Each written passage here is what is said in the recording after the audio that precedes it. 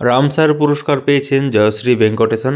2025 সালে অস্কার পুরস্কার প্রাপ্ত সিনেমা অ্যানোরা।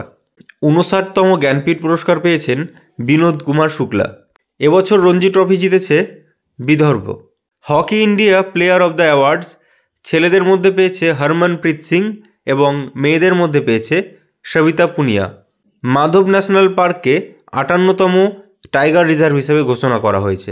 জামনগরের ভান্তারাতে ভারতের মধ্যে সবচেয়ে বড় অ্যানিমাল রেস্কিউ সেন্টার তৈরি হয়েছে, যেটা রিলায়েন্স কোম্পানি তৈরি করেছে। কিছুদিন আগে গঙ্গার ডলফিন অর্থাৎ শুশুকের গণনা হয়েছে। ইউপিতে সবচেয়ে বেশি শুশুক পাওয়া গেছে।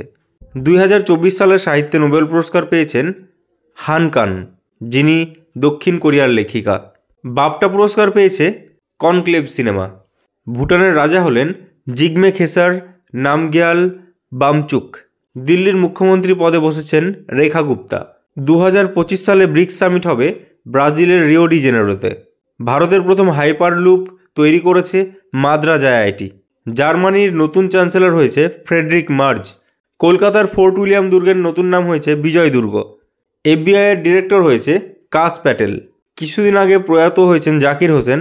তো জাকির হোসেন পদ্মবিভূষণ পেয়েছেন 2023 সালে। গালফ অফ মেক্সিকোর নাম পরিবর্তন করা হয়েছে, এখন এর বর্তমান নাম গালফ অফ আমেরিকা। কালো চামড়ার প্রথম মহিলা মিস ওয়ার্ল্ড হয়েছে সেগো গ্যালিলি। 67তম গ্র্যামি অ্যাওয়ার্ড পেয়েছে অ্যালবাম ত্রিবেণীর জন্য চন্দ্রিকা টন্ডন। কানাডার 24তম প্রধানমন্ত্রী হয়েছেন মার্ক কার্নে। এইচপিসিএল এর চেয়ারম্যান এবং এমডি হয়েছে বিকাশ কৌশল।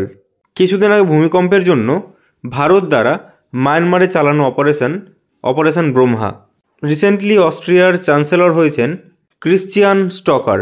2025 সালে বুকার প্রাইজ পেয়েছেন সামান্তা হারভে তার নোভেল অরবিটালের জন্য।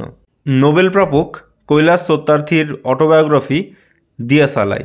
ওড়িশার সিমলিপালকে 107তম ন্যাশনাল পার্ক হিসেবে ঘোষণা করা হয়েছে। 2025 সালে রায়সেনা ডায়ালগে প্রধান অতিথি ছিলেন নিউজিল্যান্ডের প্রধানমন্ত্রী ক্রিস্টোফার লাকসন। 2025 সালের মরিশাসের জাতীয় দিবসে প্রধান অতিথি হিসেবে গিয়েছিলেন নরেন্দ্র মোদী। সেখানে সেই দেশের সর্বোচ্চ সিভিলিয়ান অ্যাওয়ার্ড দেওয়া হয়েছে তাকে, যার নাম জিসিএসকে। এটা নিয়ে মোদির বর্তমান অ্যাওয়ার্ডের সংখ্যা দাঁড়ালো 21। 25তম আইআইএফএ অ্যাওয়ার্ডে বেস্ট পিকচার হয়েছে লাপাতা লেডিজ। চন্দ্রযান 5 এর জন্য ভারত এবং জাপান একসঙ্গে কাজ করবে। 2025 সালে বিমস্টেক সামিট হলো ব্যাংককে। আহমেদাবাদের সওদাগরি ব্লক প্রিন্ট জিআই ট্যাগ পেল। পৃথিবীর প্রথম 3D প্রিন্টেড রেল স্টেশন হয়েছে জাপানে। সুপ্রিম কোর্টের 52তম চিফ জাস্টিস হয়েছেন জাস্টিস বি আর গাভাই।